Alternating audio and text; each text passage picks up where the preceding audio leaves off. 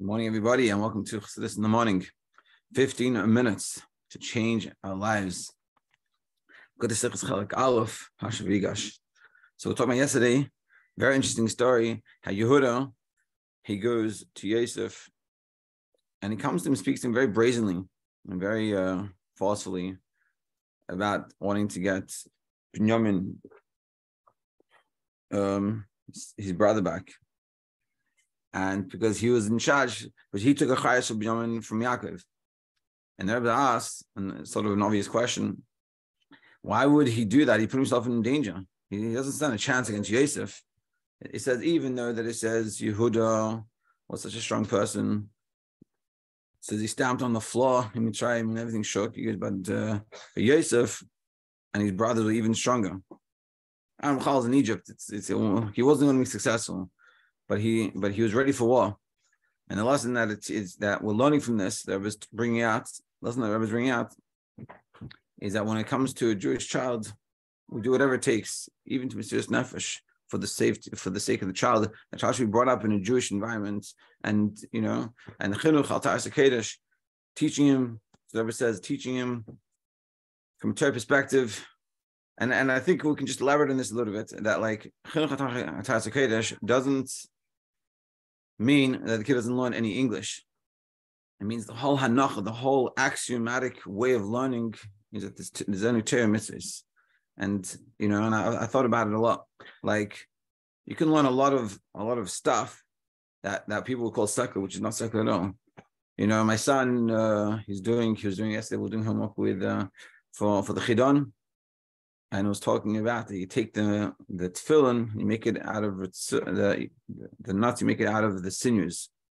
So I went and I tried to find a book to show them what sinews are. You sit there, you can have a whole biology class, or just have me get tefillin. You can show them what a cow and how the cow things. And I remember I was learning in Rambam Hilchos Shchita, so I could show them the whole system of the cow, what needs to get shechted, what needs to get salted.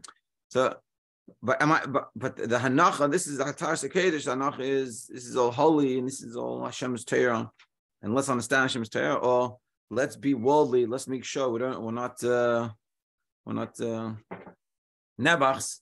And this is sort of what the Rebbe was fighting against. In this sicha b'chol, and in general, in the early when you read the Rebbe's sichas about ta'as hakedesh, is fighting this hanacha, this like action that people had, that we have to be like the Joneses to fit in. We don't want to sound, you don't have a Yiddish accent. It's embarrassing, and that's what the Rebbe was pushing for against them. And so we have to be proud to be Yidden, and we teach our children, be proud about them. As we're going to learn in the upcoming days about the yeshiva, we should be proud of this, proud of Jewish education, and for sure, if a person has a proper Yiddish education, the proper education in a proper way, they for sure have the tools for success in life.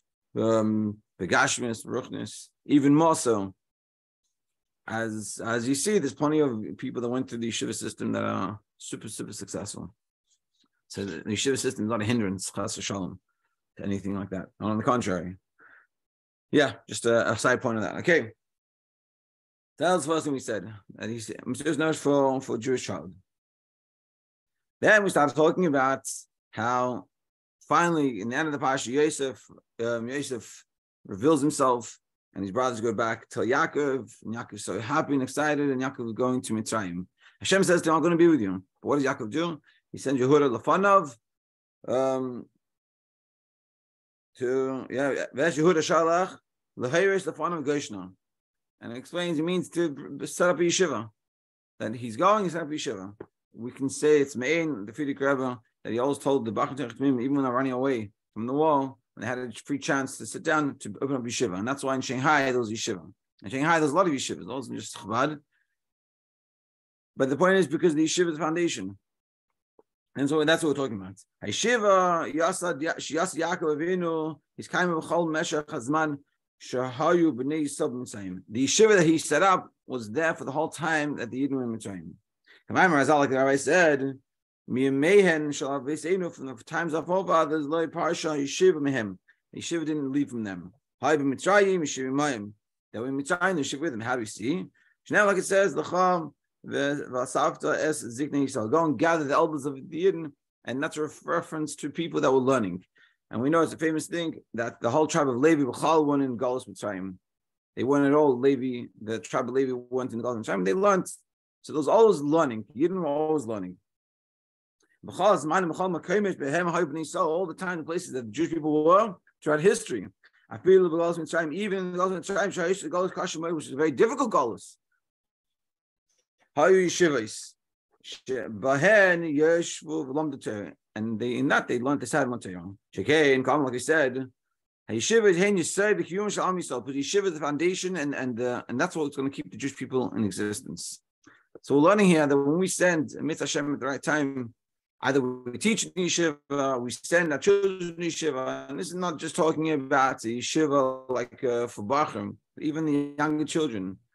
That is the foundation of Yiddishkeit. This is what's going to keep Yiddishkeit going. And what we have to realize is when we send our kids to a Jewish school, a Yiddish school, and they're not just Talmud Torah, as it says, meaning it's a half day, a little bit, but the focus is on their secular studies. We're saying the focus on the kid being brought up as a proud Jew, that he's a servant of Hashem. That is what keeps Judaism alive. And we're gonna get into this a little more. Daled. Galus Mitzrayim hosts the Galus Kasha B'Yosim Mikol Galus. So the Galus Mitzrayim was the most difficult of all the Galusim. And we're going to explain, we're going to give 4 reasons why. Av min Galus and Nechachis, even from our Galus we're in now, which has been for so long, still Galus Mitzrayim was worse in a few ways. So first of all, Galus Mitzrayim hosts living in Matan Torah. First of all, before Matan Torah, Galus Mitzrayim. Even they did learn Torah before Matan Torah, as we see in many places, and like we see ourselves in that they never lost the yeshiva in their lives. They were always learning Torah. We've seen being that the Torah they learned was with their own strength, and it was coming from themselves. It wasn't coming from a nation, from Hashem. So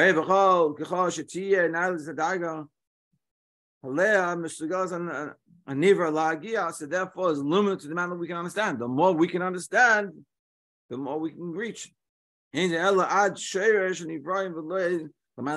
ultimately that reaches the maximum we can reach, which is nowhere near the maximum we can reach from Hashem's perspective. Meaning, when we're learning Torah, it's Hashem, it's coming from Hashem, and we're connected to Hashem, so we can reach as high as Hashem let us reach. But when it's coming from ourselves, it's good and it's nice, but it's limited to ourselves. So even though they learned Torah, but it was before the Torah was given, before the nation of Hashem was really invested in it in a real way, and so therefore they were limited to how much of an impact it could have had on themselves, on the world around them, and things like this. That was the first reason why the Galus Mitzrayim was worse. Secondly, Galus Mitzrayim had Galus Rishayna Sheisal. The second reason was the first Galus. That's why it's very difficult to withstand it. Like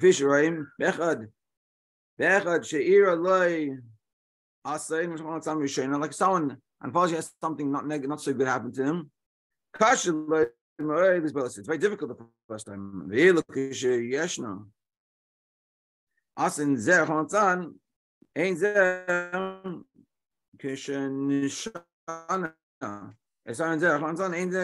then it happened the second time, so it's difficult. He's struggled, we still got used to it. Meaning, the first time you do something is always very difficult. Even whatever, you want to go somewhere. The first time you're going there, you don't know how to get there, it's hard. The second time, a lot easier. And even in our case, the first time something, bad happens, or not so good, the first time you go to the dentist is very difficult. But then you go, let's say you go for fillings, you go to get checked out. The first time it's very scary. And the second time it's not as bad. I already know what I'm getting into. I know what's going on. The Galus Mitzrayim, here we're in Galus, but we know there's Galus. We know there's Achar Galus. We know there's Yitzias Mitzrayim. But they didn't have that. They just had Galus. So it's very scary.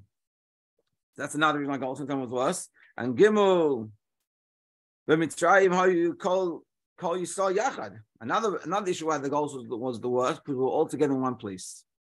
The Galus boys in the other Galus in like now. Is a kindness Hashem did to us, He spread us out amongst the nations.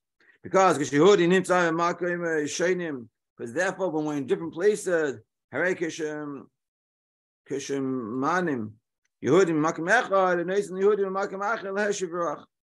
one you come to something in one place and you eat in another place, let's say, For example, in the times of Kamas Rasha, the Yidden behind the iron curtain weren't able to turn mitzvahs. To us, our doing fulfilling turning mitzvahs, we were helping them. Because they're all independent, and we can help the other. Whereas in Mitzrayim, they're all together. No, so we can help them when they're in somewhere else, and they're in a hard place. Whereas Mitzrayim were under the one rulership.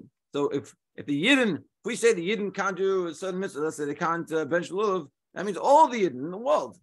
Whereas now, so the Yidden in Russia can't bench lulav necessarily, but we could do it.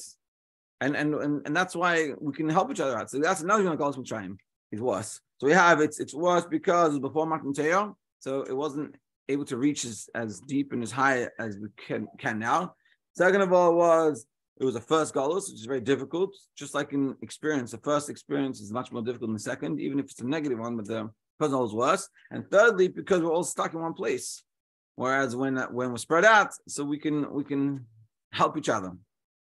And the fourth, Mitzrayim Haisa Eretz Kasha Moed. Mitzrayim was a very hard place. Shafil Eved, even it says, even a servant was able to leave from them. Here we have 600,000 people, besides the men, the women, and the children, 600,000 men leaving. You have millions of people trying to leave in a place that not even one person can leave. Nevertheless, with all these difficulties, which we're saying Galus Mitzrayim was the worst for all these reasons. It was the worst because it was the first, it was the worst because it was before Matan Torah, it was the worst because we were all stuck together, it was because we couldn't even leave. And nevertheless, Lamdu Kal Limeres Kal Kishim, even though with all these difficulties, they still always learned. Hamid Hayu Yeshivos, Bahem Yashu Lamdu Torah. There's all yeshivas they sat and they learned Torah. They didn't sit and learn Torah for a year and take up a gap year from before they went to college. They sat and they learned Torah because they understood that learning Torah keeps the existence of the Jewish people. And that's what we're saying here. And this is a very important. So you're going to say to yourself, I'm a girl. What am I learning Torah? What I'm going to yeshiva? I'm not going to yeshiva. I went to seminary for a year. It's finished. But I think it's a very important understanding for ourselves of when we look at yeshiva. What is yeshiva and what's the purpose? Yeshiva is not like a college. It's not like university. You go for a few years, you get a diploma. I finish yeshiva and I'm good. Yeshiva is kihem chayenu. This is our life. This is what keeps us going. This is what keeps Jewish people alive. And when we get to the stage when either we're teaching in a yeshiva environment or we're sending our kids to a yeshiva type school, especially when they get older, people are going to think to themselves, "Oh, what's going to be my kid's education? What's going to be with his diploma? Is it going to be a batler? Is it going to be a nebach?" To realize life is more important than that. For sure, he's not going to be. If we raise our kids properly, that we won't have that. But more than that, the yeshiva is the foundation of Jewish people. And if we're not going to send our kids to the yeshiva, then who is? Just to finish it off, we'll finish it off here. There's a story to appreciate this idea. There's a story that there was one time,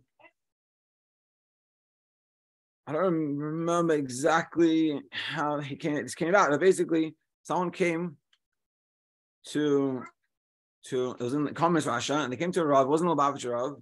I don't remember if I was about hiring which Rav should they hire for the town, and they asked the Rashab, and he said, "Let the Mishnah Rav, he can become the Rav of the town. Don't worry, you have to get the Chassidish Rav." So they were very shocked. Normally in those days you had like two Rabbanim, the Mishnah Rav and the Chassidish Rav. And the Rashab said, "You can have the Mishnah Rav. Don't worry about it." So what happened? One of the communism came, of course, and this guy came to the Rav, and he asked me, he said, "I'm in trouble. I have to work on Shabbos. What do I do about it?" The Rav sat there and he thought about it. And he said, "What's your job? What do you have to do and how you do it?" And he came up with all these ways how he could work on Shabbos, and he wouldn't be work, and he'd be, he cried with him, he felt bad for him, and he helped him out. And then when the guy left, he appreciated it, he figured out a way he can keep a job in the Parnasa, because communist Russia, communism is that you're not an individual, you're just part of a whole. So you have to do what's best for everyone. Nothing going to do with you. Even though for you it's not good to work on Shabbos, we don't care about you on Shabbos. And if you don't work on Shabbos, you're saying you don't care about everyone else. So it's a very big avera.